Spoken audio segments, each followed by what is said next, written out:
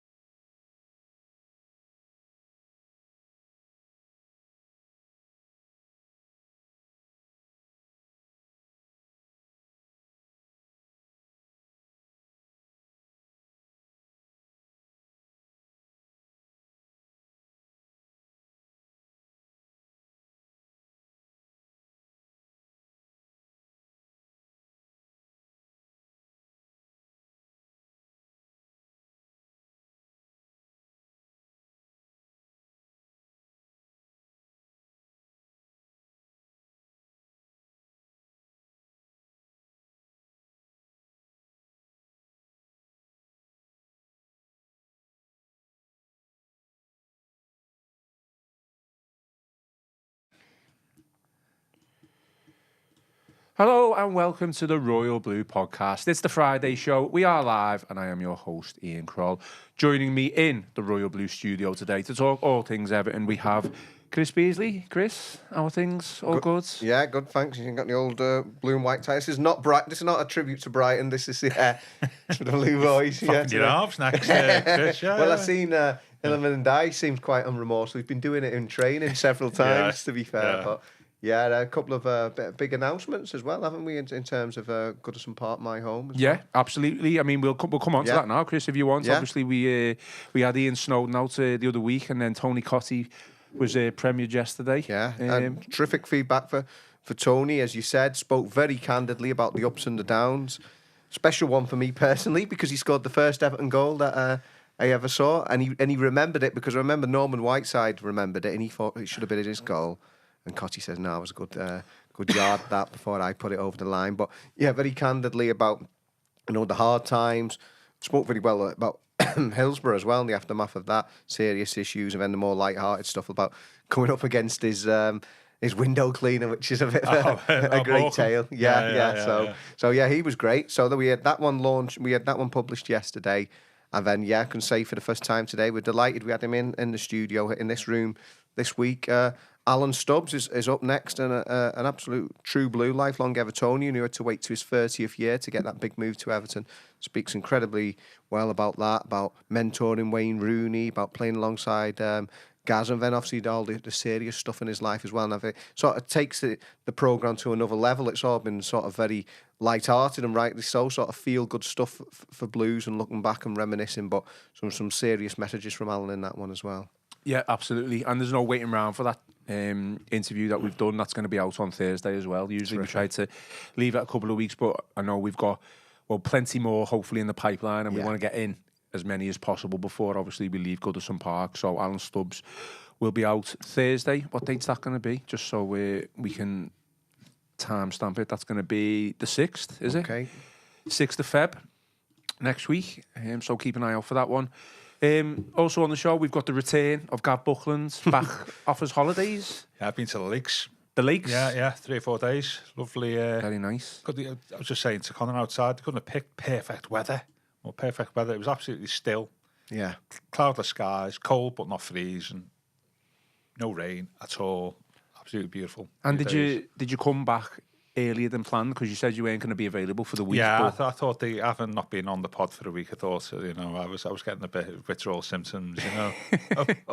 It's a bit like the opposite's watching Everton, I suppose. But yeah, I didn't see the game against Brighton, I was saying, so but a good win. Nice. Hopefully do the same tomorrow. Well, this podcast has had more problems than Everton's starting lineup, because it's been a bit of a merry-go-round with who's going to be on the pod today. But the starting lineup is me, it is Chris, and it is Gav. Yeah. It's the podcast equivalent of somebody getting injured in the warm-up, last minute, basically. Yeah.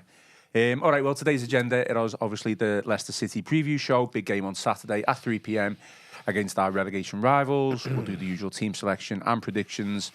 We also had confirmation yesterday that the club Dominic Calvert-Lewin and Orel Mangala are set to miss a considerable amount of time.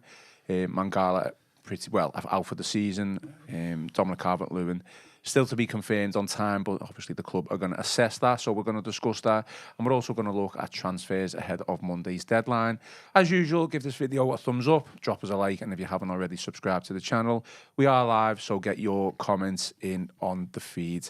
I guess there's really only one place to start before we get really into Leicester City. It is the injury blows to Dominic Calvert-Lewin and Orel Mangala. Mangala sustained an anterior cruciate ligament knee injury and is going to be sidelined for the rest of the season.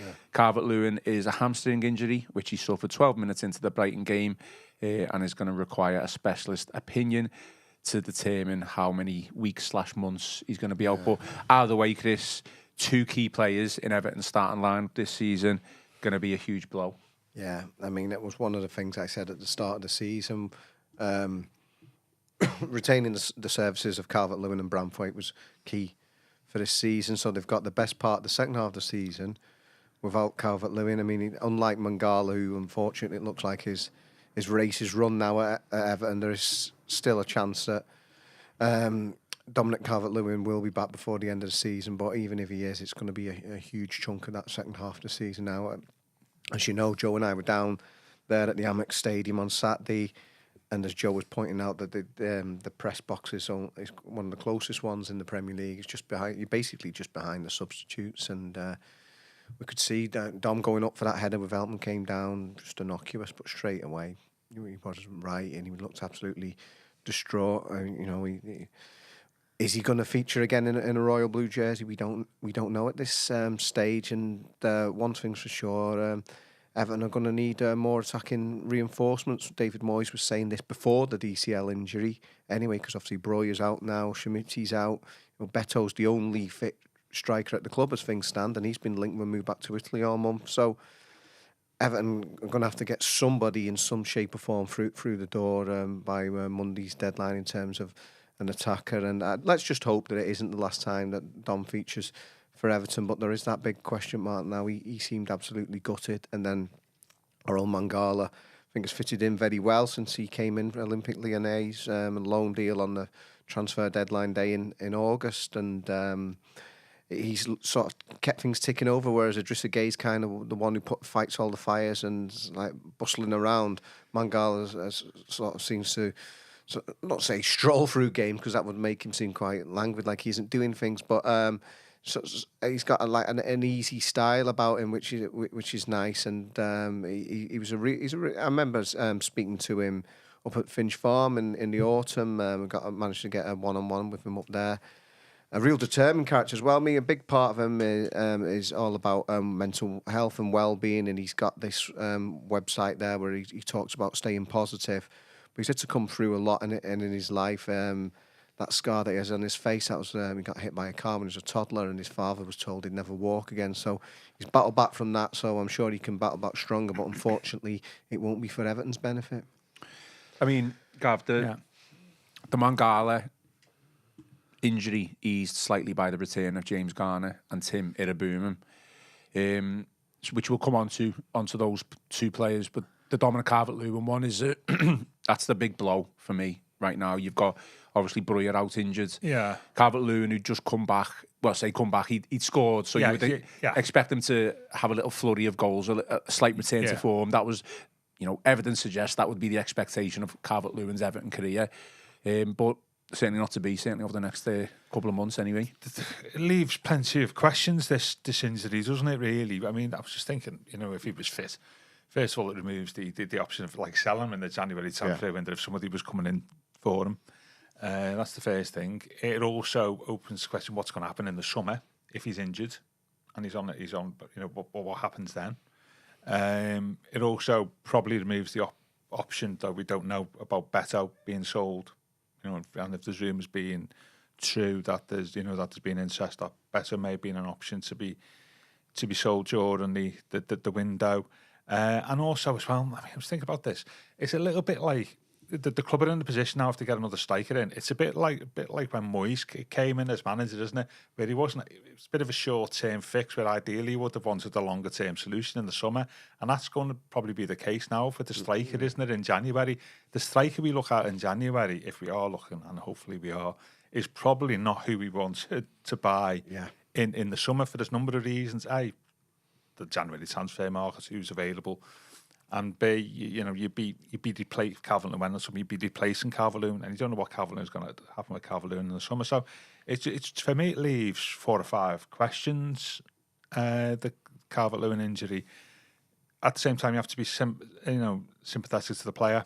He was probably Moyes has come in, maybe suits his style of management suits Calvert-Lewin's play. He knows how to get players in and around Calvert-Lewin compared to Dice. He scored, played well against Tottenham, thinking that he might kick on from this. Yeah. So, I mean, in terms of the season development, it's come at the worst possible time for the player, hasn't it?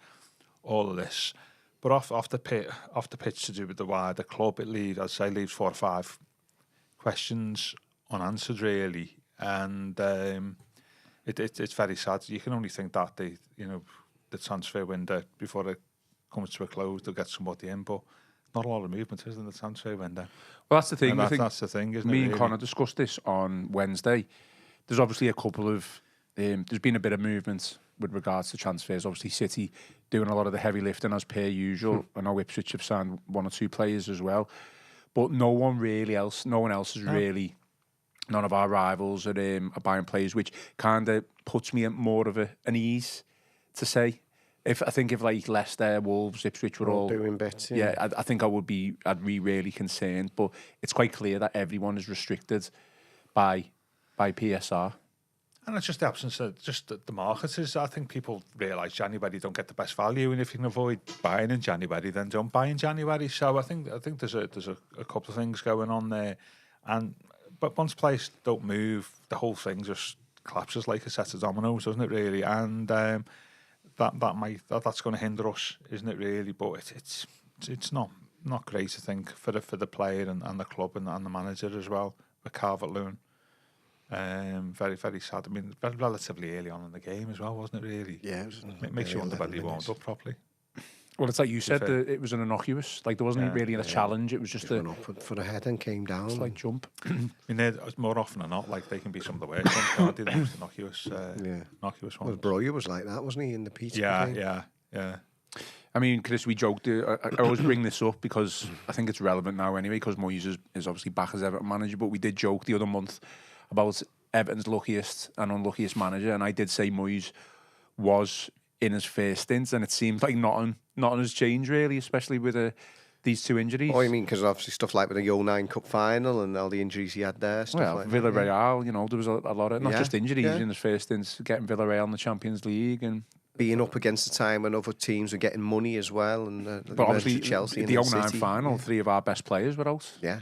Well, definitely we it's wonder what Sean Dyche makes it of all. He's the one who got Calvert-Lewin fit. It seems bizarre, and like 3 games into the Moyes reign, it's just one of them things. It's one of them things, isn't it? Unfortunately, it's bad, isn't it? David Moyes will be gutted. Like I said, the club will be, the freaking group will be gutted because they're probably going to have to put their hand in the pocket now. But it's not so much that, because they've got the funds, but they were having to hold them back for the summer because of the PSR issues. It's not a lot of wriggle room there. They are okay, but there's not a lot you can do.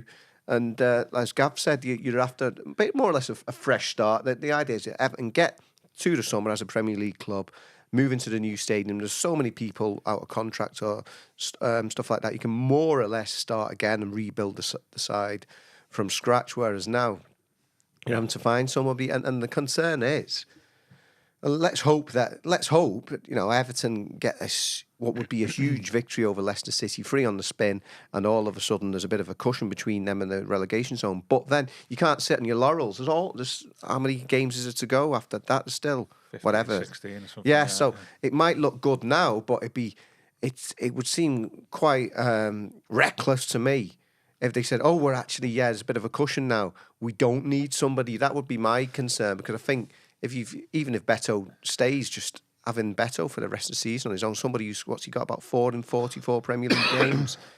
It's a big concern. I think you've got to get somebody regardless of what happens against Leicester. That's a really good point, that. Yeah. About what happens tomorrow. Say if they win tomorrow, the counter to that is, if they win tomorrow, they could be 9 points if results go elsewhere. Off the relegation zone. Yeah. There's 8-9 points. They may think from that position, and we think actually, going back all the problems saying about if you buy a stake, and I might have to buy another one in the summer and stuff like this, and they may turn round, and maybe this could be the smart move, is we'll just go with it between now and the end of the season. Don't buy ourselves somebody that we don't. I don't think Chris agrees with you there, to be honest. Yeah, but this is it. They may say, if you think about it, is a lot of the transfer activity may depend on the result tomorrow, and if we do win, Beto scores hat-trick, and no, seriously, if they do win, they may just say we'll just run with it rather than go out and spend 15 to 20 million pound on a striker who's probably just going to be a short-term fix before the play we want to get is in the summer. So I think it'll be interesting to see what happens there. Well, it is a real dilemma. What do you think then? Or if I was Everton, if we won tomorrow, you'd go with I'd go with it. I'd just go with it. I think a midfield's slightly different, but I think I'd just run with it. I'd just say we'll just keep that to the end of the season. Then I can play up front in an emergency, can't he? And we'll just scrapple around points, because what we'll have then 26 if we want tomorrow. I mean, I'm being very presumptuous here, by the way. But you've got to look at the scenario, haven't you? And they might just say, we've got 26, 32, 33, keep it up. Do you back ourselves to get 7 or 8 points in the last 14, 15 games too, right? And I think they might go with that. We were talking about Michael Keane or Jake O'Brien. I mean, what do you think? Do you think should...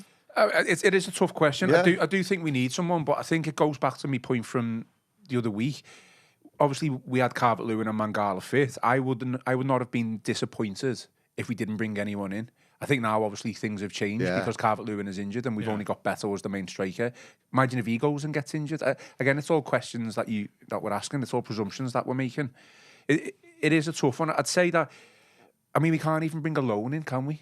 No. Because we can't, our allocation is full. Well, the issue is that you can always send, and they can't just do it, but if they can agree a deal to send Broja back to Chelsea, that frees up a space. But the way, what I've been hearing about it is Chelsea would probably only allow that if you go and take another of the players. So you're not actually freeing up a space while you're doing is swapping Broja for someone else, and that might work. Get a Dewsbury Hall or something. But that's like a midfielder, isn't it? But you're not solving the striker issue.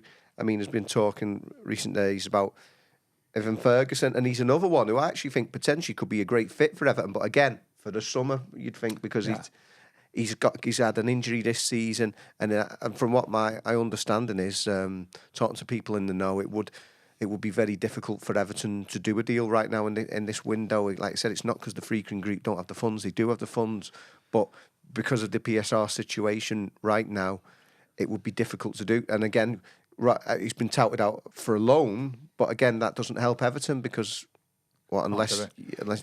Yeah. You're right. I think we'll know a lot more after the Leicester result. It'll be interesting to see what the view is before Leicester and after Leicester. Say we get beat then. The panic, would panic set in? I wouldn't say panic, but I think they'd look at it to be a bit more proactive than what they would do if they win. I think you'd probably think, I know it's only 3 points, but it's not the point.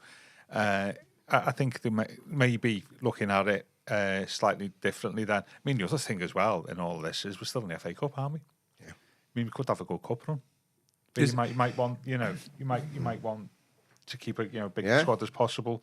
So, I just think tomorrow's game might have influenced how we go. What happens if we draw? I've got a clue. It's huge, isn't it? Because it could concertina one way or another, couldn't it? Almost they're out of sight, or you're right back in it. Yeah, you could be 9 points or 3 points out of the from on Monday. That's why it's such a huge game. I think the issue is that even if we beat Leicester, which I've touted us to do, and I'm sure in the predictions, I'm sure you guys will have your say as well. We're not safe either way. No. But so you just it's. Wouldn't it be nice though, considering where they were a couple of weeks ago, if they were to beat Leicester, they'd be just money is tight. As in the PSR position, I'm probably will be next year it'll loosen a bit because of obviously Bramley Moore money is tight, and they'll just say, do we want to buy a striker that we are making a bit like Moyes is like an appointment, an extra appointment that they weren't anticipating because just thought they'd replace Dice in the summer. Do we want to have an extra striker that we weren't anticipating that going to cause? And that's the thing. And they may just go, and I could see why you would do this rather than splash out 15 million or something like that now and wages and stuff just to earn us 6 points. They may just say, well, actually, I'd keep our money in the pocket and buy somebody in the summer who is maybe a bit more up the higher end of the scale. I think it's something that's worth considering. I'm not saying they'd do it, but I think if I was in their position, that's a big conversation to have. But it'd be interesting what Moyes' point of view is. I mean, this could be one of these, isn't it? Where what the club and the board and the freakins think and what Moyes thinks could be two completely different things. I think the stakes are so high on basically what is a once in a lifetime thing. I mean, you would never take your Premier League status lightly, especially a club like Everton, who've been in the top flight since 1954. But if it wasn't Goodison Park last season, and if it wasn't the move to the new stadium, maybe even then you'd be more inclined to gamble. But it's like you just can't go down this season. You just can't go down this season. I think that's another good point, isn't it? But I just think it has to come into it. Yeah. It's just an interesting thing, and I do think what Moyes thinks and what the board thinks and what Kevin Thelwell thinks could be three completely different things. Well, okay, it's a really good point because I do want to come on to the dynamic between Moyes and Thelwell because there's obviously been a lot of rumours and reports over the past couple of days. However, let's just stick to, are we going to put to bed any suggestion now that Beto is off in January? I don't know. I don't think, pardon the pun, I don't think all bets are off for Beto because it might be that if Beto goes, well, that might help you to get in a striker who you deem would be better. Yeah. All bets are off for a striker who's better than Beto on transfer deadline day. A lot of Betos, yeah. So no, I wouldn't. I don't think you could rule that out. You know, he's been linked all month. There's been talk. I don't know if there's anything in it that the player himself have been pushing for that. I don't know if that's true. He's going to get a chance now, regardless. Well, he will. He will get his chance, won't he, if he stays? So. Yeah, and also another factor we've not really said into this. Well, maybe David Moyes wants to play her, maybe Kevin Fowler wants to play her, maybe the Freakins want to play her. But if you can't get the one you want, could have three different players there, couldn't you? And they could all want to sign in. I just think it's going to be difficult. I think it's going to be more difficult than what you think, regardless of whether you're looking at whether they choose to go for a player. It's just as I said, we choose to go for a player, not Moyes chooses, because I do think. I think in all this, the Freakins will want some input. I think. If they want input though of players who they want, are we not just going back to what Machiri was doing? No, but in terms of advice, I mean, at the end of the day,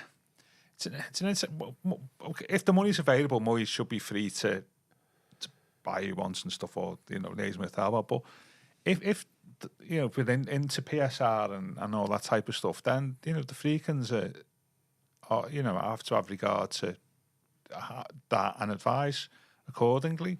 So I think they do. Moyes hasn't got a blank checkbook, has he? I mean, I just think you touched on the Thelwell thing, isn't it? It's part of a wider discussion. I think he wanted to, what is the dynamic at the moment? Yes, I wanted to avoid a quick fix in January, but now we've almost been forced into going for a quick fix. Potential quick fix. Yeah. For the centre forward, Yeah, absolutely. And I think conflict probably between Moyes, Thelwell and the Freakins is probably too strong. But I think there's a clear, what is the priority right now, or is the priority in the summer? I think probably the priority is right now to stay in the league. Yeah. However, have we got enough, even with Calvert-Lewin injured, to stay in the league? Yeah. You think we have? Yeah, absolutely. Yeah, I think about Moyes in charge. I mean, if Beto was to stay then and be the main lone striker, is there any, without giving away your team selection for Brighton, is there anything... The nation waits for my team selection, yeah. Is there anything that we could do differently? You play Anjay up front, can't you, I think? Okay, with as a 2 or a second striker. Which I said the other day, he's done that for Sheffield United. He did quite, I think, decent record for Sheffield United, but obviously that was Championship. Who plays the left though? Because McNeil's not. McNeil is another injury issue that we've got. Why'd you ask me the awkward questions? This is why we've got you have to put Lindstrom or Harrison over there, maybe. Yeah, you could. Yeah, Harrison. I mean, Harrison's left-sided, isn't he? Like, that's what he's played. So there is options there, even if you take better about the team. But ideally, you keep him in. I just think there's a lot more to this than meets the eye. I think it's not just get a player in. It costs. As I say, what you get a player in for January, you waste the money that you might that might have gone towards a better player in the summer when there's more availability. So you may just stick or twist, isn't it? Really. I just wanted to read a couple of segments from Joe Thomas's piece, which he did in the week. So I'll go into it. So David Moyes is playing a significant role in the search for reinforcements, and with the director of football, Kevin Thelwell, has not come under pressure from new owners to adopt a particular strategy. There is acknowledgement the club is caught between shifting circumstances, however, and a desire to avoid moves that could undermine the squad rebuild set to take place in the summer. Moyes believes players with experience and who can strengthen the dressing room are needed in the short term, but does not want to hinder efforts to redevelop and rebuild the squad more progressively in the summer. I mean, do you see that as a conflict arising between a manager, a new manager, and an existing director of football, shall we say? Or is that literally just normal? A manager would come in and want to review?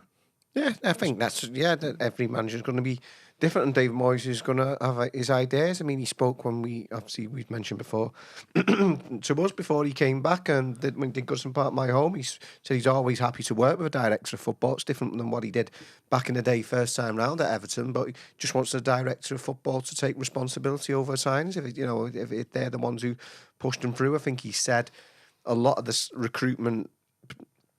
The potential targets they've looked at are people they've been looking at for a number of months now. He just wants to cast his eye over and have his say. So they are working together on it. I've been quite refreshed how Moyes has spoken about it, because on the one hand, that you won't get much off Dyche on that respect. Moyes has come in and said, yeah, we do need somebody. He's not necessarily said a centre forward, but he said, think from the start after the Villa game that, they do need creativity, they do need more attacking options, whether that's a wide man or a striker, they do need something. I mean, this just kind of goes back to my point, and for everything that, all the negatives that I may have said about Sean Dyche, the ideal scenario for me was that Sean Dyche got Everton to the end of the season as manager, and he left because his contract was up, and then we start the rebuild, as in. That's why I said the director of football, remember, a couple of weeks ago, was the most important, or sporting director, whatever way you want to label it, was the most important decision. Now, again, we seem to, what's going on is we've got a manager who wants his say on signings, we've got a director of football who's come up with a plan, an existing plan on moving forward for the summer, obviously maybe 1 or 2 signings in January, and it all just seems a little bit muddled once again. Well, muddled does. Well, Thelwell's contract is up. Yeah, it's not necessarily there. Thelwell at the press conference for Moyes? No, but I don't think he spoke after that appointment, but I don't think he did after Dyche either. So maybe that's not. I just thought that was maybe an interesting. If I can just emphasise on the point, what I mean is, if I can use Liverpool as an example, they've just hired Arne Slot in the summer. He, by all accounts, he's got really no say in transfers. He's just brought in as a head coach. Yeah. Do you know what I mean? Whereas Moyes seems to have a far more well-developed model at Anfield. That's been I agree. But 7-8 years. You're not wrong, but they've also had a complete revamp of their back room and hierarchy as well. So you are right in that sense, but it's also new as well. They've got a new sporting director themselves. They've got a new manager. But the structure's there. Bob, I think it goes off on the tangent slightly, but. I don't think, let's face it, we've had that many potential owners, changes of, directors of football, changes of managers. In that context, it's very difficult to get anything really other than a short-term fix. Because a lot of these directors of football in the machinery haven't been allowed to do what you would expect. That's the other thing, a meddling owner, So I think that Liverpool are in a completely different place. So they've had issues in their structure, haven't they, really, where you get I know it's the Royal Blue podcast, but I think they were quite keen to address the fact that like that Klopp had too much power at the end of his tenure, and to rein some of that in, where at Goodison, it's unclear, it's all blurred lines, but that's totally understandable. What's gone on with the club over the last 5 or 6 years, that's something probably that's still in the Freakins insight, isn't it? Yeah. About what power they delegate to the director of football, and we're still going to have the same problem when Thelwell leaves next season, though, and a new director. Well, if Thelwell leaves next season, well, you don't know. But Moyes has clearly been brought in on the basis that he has a say in transfers. Yeah, I think you said about like the short term fix versus long term development. The appointment of Moyes doesn't really. I'm just not thinking of the right word there. It doesn't really develop, does it? Like the power of the director of football doesn't that structure like that. Like a lot of it diminishes it, if anything. Because because Moyes has quite been vocal about this. I've several interviews with him. About what he sees that the manager's role as is a bit old school. I think it's understandable. It's work for him. At the end of the day. So yeah, I mean that's a separate issue in the longer term, but you may. It may inform what we're talking about here, about whether we get a centre forward or not, about who holds the power, who ultimately decides. Moyes, from like what he said and what he's spoken about, is like, if I want a centre forward, I'll have a centre forward. As long as you tell me how much we've got to spend, I might say, we're not sure about that. And the Freakins may say, well, given our PSR position, we may not want to give the money. And so there's it might be calling that all wrong, but you can see a scenario, can't you, about what we've heard and listened to so far, that actually there's maybe 2 or 3 different viewpoints there. Yeah. That's not wrong. I'm not saying that's wrong. I'm just saying it just shows you. Going back to what we said at the start, Calvert-Lewin being injured raises quite a few questions about the first team and the way it's run, absolutely, and what our choices are. I think you're right. I think Saturday's result will have a bearing on what we do on Monday, or by the end of Monday at the very least.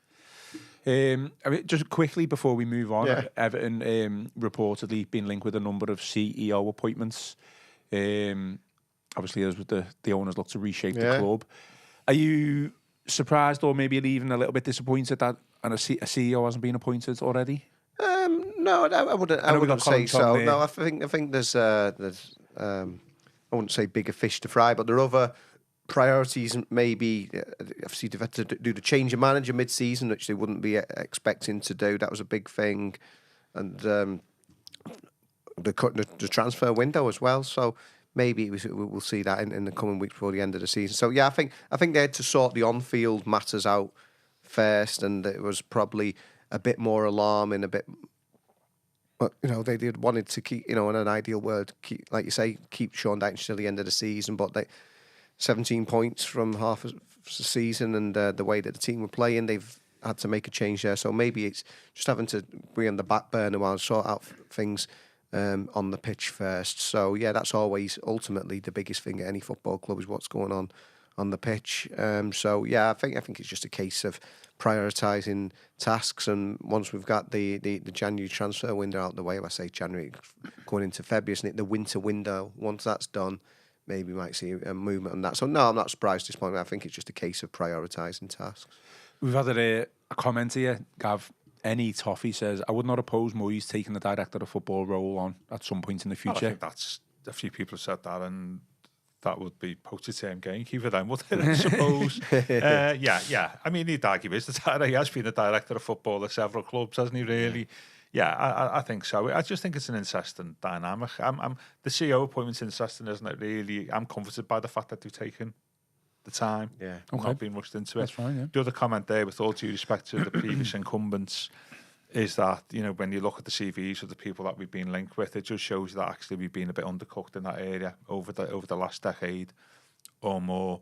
And I think that also shows you how the Freakins think of things in a different way. So I think I'm also comforted by that. And also, they're supposed to show in a bit of confidence in Colin Chong, aren't they, really? Yeah, I think he's somebody who's obviously has steered the club through Yeah, very yeah. difficult waters and is seen Yeah. as a safe pair of hands. They're a bit like buying a player in transition. You may think actually keep for the centre forward. Don't know. We'll just go we get to the end of the season, sort us out. But they might be the same to see role, mightn't it? Especially with Brandy Moore still being, on the, the final touches are needed. They may think quite rightly that actually keep Colin there till the end of the season. We'll sort something out there, and then he'll probably be. I would imagine he'll still be retained in a transitional role. So I'm comfortable by that. I'm not alarmed by the Freakins being, sort of undecided and dithering. I think it's a smart move. Yeah, they've taken everything, in the it's not like they're coming gung-ho. That total opposite of 777, really. I mean, Dan Freakin hasn't even shown his face yet, has he? So, Just moving back to transfers, Chris, before we kind of move on, a lot of the strikers that we've been linked with are, you'd probably say, injury prone or coming back from injury, suffered major injuries and they're on the way back. Surely the one thing that we don't want to do is be buying a player who is injury prone or whatever. You don't, but I think what happens, and as Gavin said, it's a difficult market. I think whoever you're signing, a lot of the time, especially for a club like Everton and the position they're in, there's going to be question marks. That's why they're available in the winter window, whether it's an injury record or something else. Maybe the form hasn't been quite where it should be at. The reason they're available is because for whatever reason, something's gone wrong. So there will always be a question mark over. So you're very fortunate if you get somebody who ticks all the boxes in this window, else they wouldn't become available. So yeah, that's one of the pitfalls, isn't it, of signing somebody like that? And in many ways, whereas Evan Ferguson is the one who's excited the fans and the prospects of a young talent who not too long ago was sort of turning things up, but again comes with that caveat of his recent injury record. So yeah, whether it's injuries or something else, there's going to be a reason why they're available this window, and you're never going to get somebody who's sort of going to be the perfect sign at this time of year. I mean, just on that, the club have been criticised over the Breuer deal. They've had the fingers burned slightly with that. On the face of it, it might have looked like a good deal, but in reality, bit of unluckiness as well. It's seemingly now not a good deal.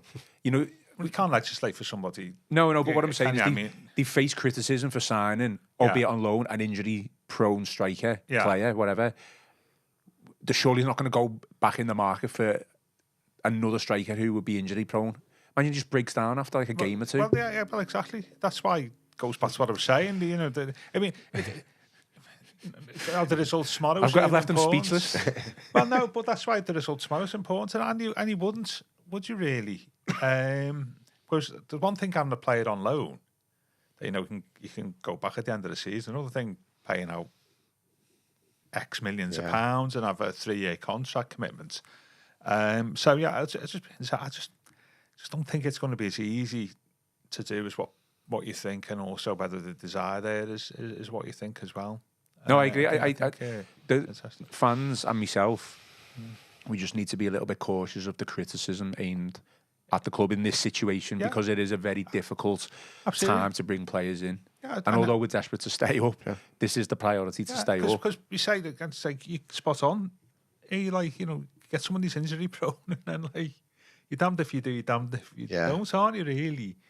And that's a scenario you definitely want to avoid in our position.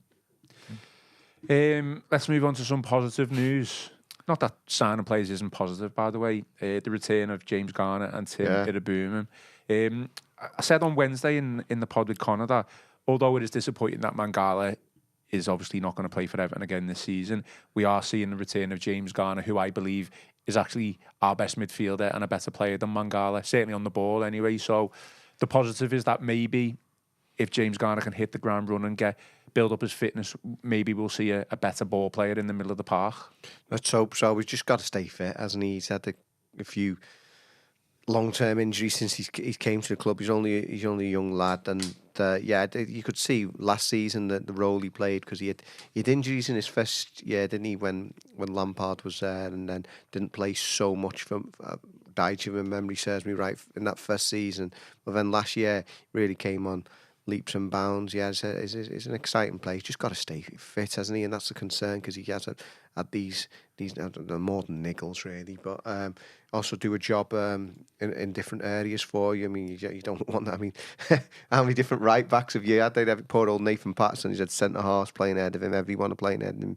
But yeah, Garner can fit in several areas. But yeah, he does bring a different kind of dimension when he's in the side. So I just fingers crossed everything, that he can have a run of games and stay fit now, because he's an exciting young talent and a local lad. I mean, obviously he came through at Man United, but Birkenhead born, isn't he? So yeah, he's one of those ones, as we talk about a major overhaul, but he's one of the ones you can see probably when he was signed for the club in the first place, would be one eye on he's the sort of player to build a team around in the new stadium. So yeah, I just want to see him get avoid those injury problems the second half of the season. We've got a disagreement in the comments about me thinking James Garner is our best ball playing midfielder.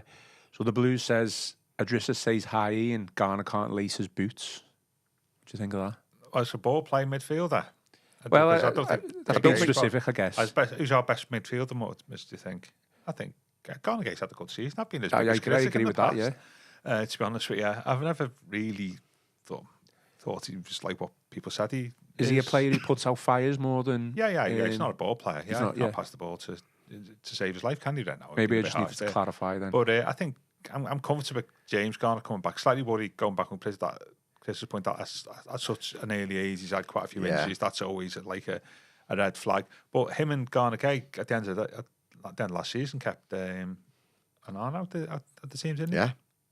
He was on the bench, wasn't he, at the end of last season? Yeah, Amadou and I didn't start any of those 3 games when he stayed up. So it's midfield, and it's all about partnerships. Mangala and Garner, exactly, developing a good partnership.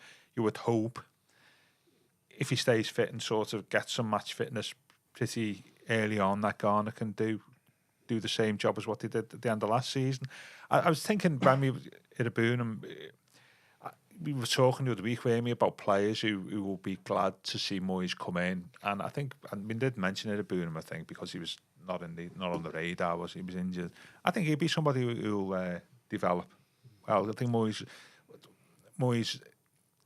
you know, his track record is developing good, promising players from the early 20s, and by the mid 20s, turn them into Premier League talent.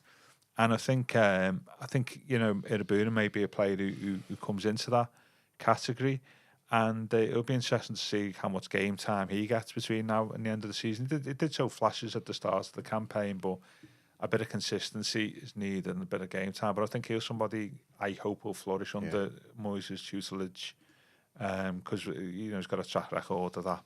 That's an idea. I don't know how old is Iraboon. Is he 20? 21, something like that? He's very young still. Yeah, that's the type of play.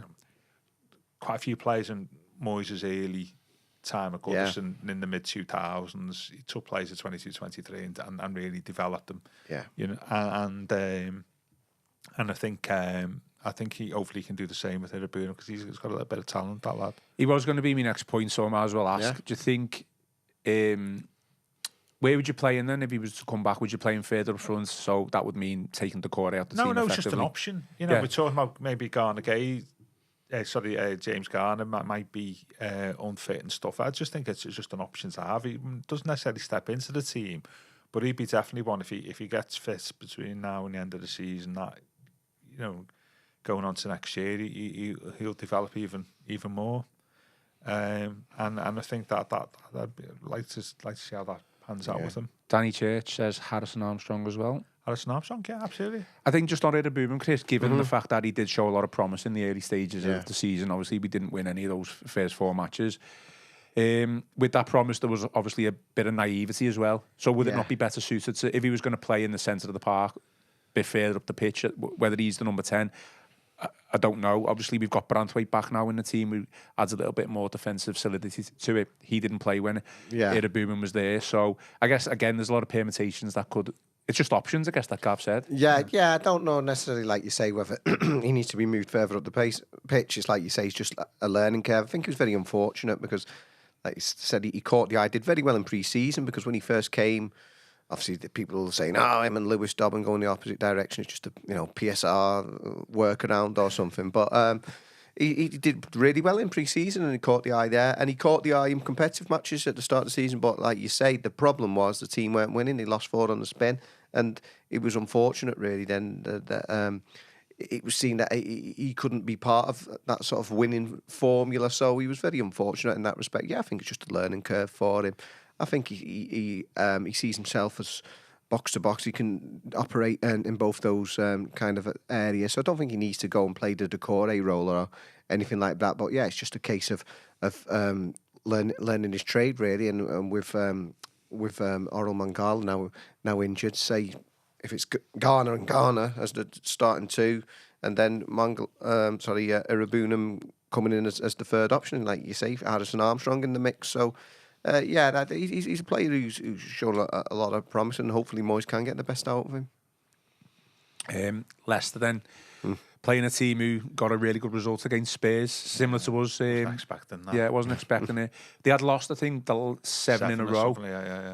So any wins are positive and boost confidence. I'm not suggesting that, but would you then expect a Leicester side like that to then go and win back-to-back games? I don't think you can judge anybody based on the results against Spurs at the moment, with all due respect, can you? Because Spurs have been on a horrendous run themselves. I don't know really how it goes. I mean, what I would say is, if we apply ourselves, and we're organised in the way that Moyes has set us up over the last couple of games, then in front of the Goodison crowd, blah blah blah, then it's a game that we can eminently get 3 points from, isn't it? Really, as long as we keep our shape, that's what we've been good at with Moyes. Support the man on the ball, keep it simple, well organised, know your role, that type of thing. I think the basic Moyes, structure. Yeah. Then I think we've got enough there to get the 3 points, which could be very, very pivotal for us for a number of reasons, and then sets us up nicely then for the cup game, isn't it, the week after? Yeah. I guess the start of the game, extremely important how we get off. I mean, Spurs, we were fantastic from the off. Brighton maybe less so, but obviously in different circumstances completely. Yeah. But I think we obviously need a fast start against Leicester just to show that we're certainly on the ball. Yeah, hopefully David Moyes knows how to get the best out of Goodison, and that was the biggest criticism, I think, and the whole that was you could throw at Sean Dyche. He could not get the best out of Goodison Park all day. There were moments, obviously, that the Derby win, the first one in, what was it, 12 and a half years at Goodison, whatever it was.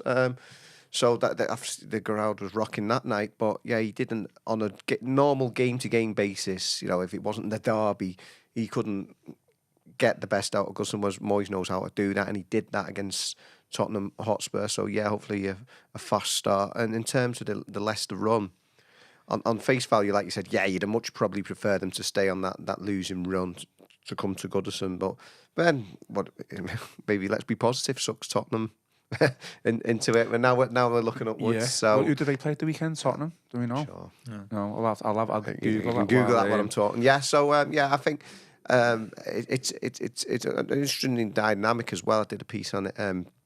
Ruud van Nistelrooy, because he was really feeling the heat. That result has sort of eased the pressure on him a bit. But he's the coach, of course, who was at PSV when Bramford had that incredible season on loan, and it wasn't always easy for him then. He wasn't in the side to start with, but Van Nistelrooy was telling him, your chance will come. And then the second half of the season, he really came on leaps and bounds. So it's an interesting, just little sort of side issue in all of that with him, with Jared Bramford. I thought it looked like he was getting back to his best form at Brighton, to be fair.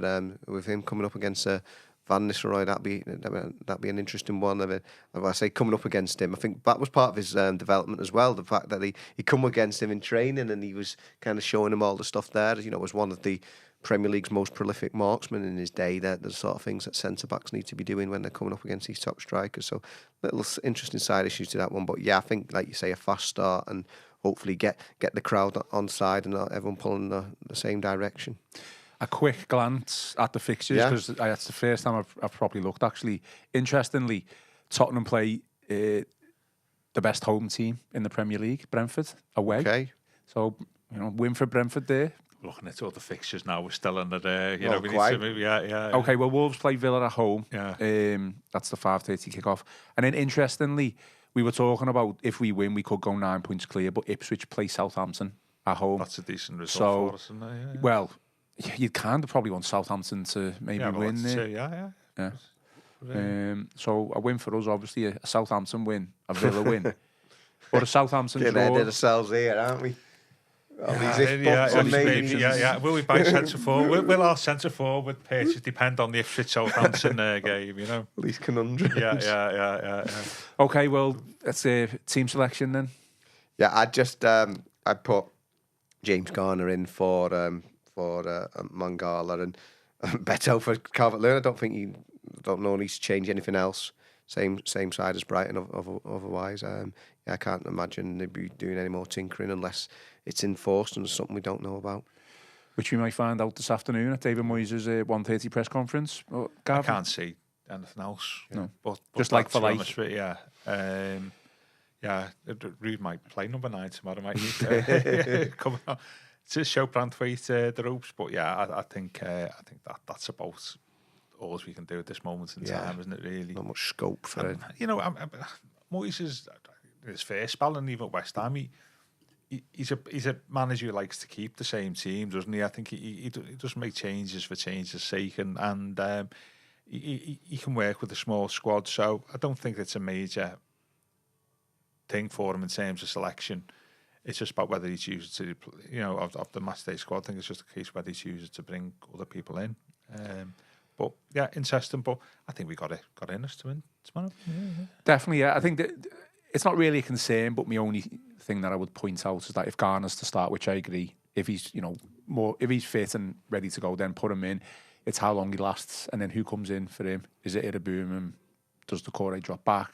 You know, say we're like 1-0 up or something like that. There's a lot of things that could happen. I think Takora would probably have to drop back. You can move in and you may have Harrison come on. Yeah. So there's still in-game options there, isn't it? But I think that's spot on that lineup.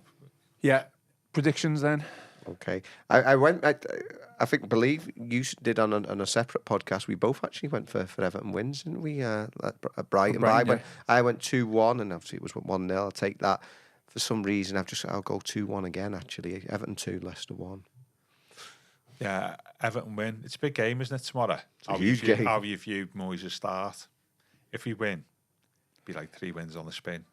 Yeah, fantastic start. Yeah, if we don't get it, let's put it this way: if we get beat, we won 2, lost 2. We've had 3 home games, and so it in terms of going into a cup game next week, and then there's a couple of difficult games afterwards, isn't it? The Derby being one of them. So in terms of Moyes' start, this is a pivotal game. How you view it, isn't it? Really, probably a bit more important than what you think. And but I still think we went 2-0 after all that. Decent record, but he never lost against Leicester the first time round. So I only played them 3 times. So, but it's a huge game in the sense that it's Leicester, a relegation rival. Yeah, absolutely. But I think in the way you view Moyes' start, because we won 1-0 last week. We only had 1 shot on target, and that was the penalty. I mean, very dice like that, isn't it, really? So, whether Moyes is the second coming or not, you know, how you view it tomorrow could be slightly different, mightn't it? I said 3-1 on Wednesday's podcast, and I haven't changed my mind. So, I think Jamie Vardy, if fit and plays, will get his token Leicester goal versus Everton. And we win a 3-0, but that's fine. Would you take a draw tomorrow? Over a defeat, then, yeah? Obviously. Okay, put it another way, is it a must-win game tomorrow?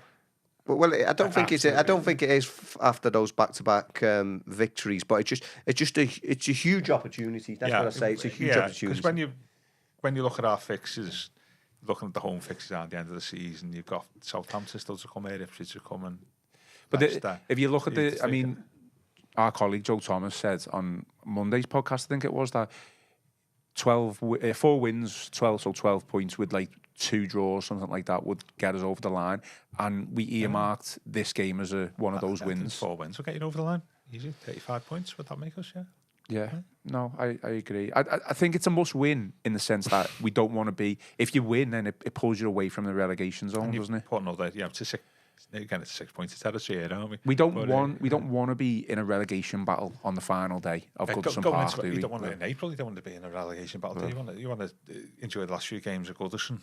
Yeah, exactly. So it's yeah. So I get all that point. But so that's why it's a must win, but it's not a must win in the sense that we're going to go down. It's a must win, but it's not a must win. Yeah. Every Everton game is a must win. Yeah. Prove me wrong. Shoot me down. Nearly swore then. Yeah. Final thoughts then before we shoot off. No, I just think, like I said, what it is a massive opportunity, isn't it? And for them to be in this position, think about where they were after the Bournemouth game when Deitch went. So to be where they are now, it could just take the edge off the whole rest of the season. Actually, David Moyes to come in and save Everton in the Goodison Park's historic last season. So, like Gav said, you can actually potentially enjoy those last games at Goodison rather than nervously looking over your shoulder. So it's an absolutely massive opportunity, and actually could even have a big say in even the transfer policy. But yeah, if you just look at where Everton were a couple of weeks or so ago and where they could be with a win, I think now talking now at Friday, I think I would be disappointed if Everton didn't win. I think it might be different if they go 1-0 down and they score a late equaliser, but sitting here now on Friday, I'd be disappointed if Everton don't win this game. Okay. That's all for today's show. Just a reminder, go and watch the Tony Cottee interview that Chris did with him a couple of weeks back. It's on the YouTube channel, and the audio interview is on all Royal Blue podcast platforms. That's Apple and Spotify. Like this video as well, and if you haven't already, subscribe to the channel. Most importantly, enjoy the rest of your day, and let's hope we enjoy our weekend. I've been Ian Kroll, joined by Chris Beasley and Gav Buckland, and this has been the Royal Blue Podcast.